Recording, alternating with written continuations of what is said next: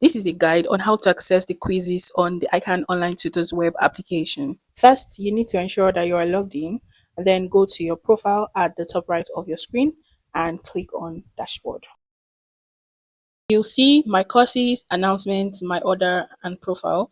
Click on My Courses and click on the course you intend to study at the time and click Start Now. At the right of your screen, you would see all content, quizzes, and flashcards. Click on Quizzes and all the topics in the syllabus will be listed.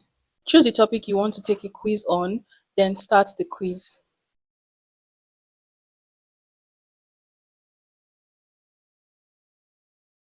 Click on Next to proceed to the other questions. If you wish to go back, click on Previous. Once you are done, tick the confirmation box and submit.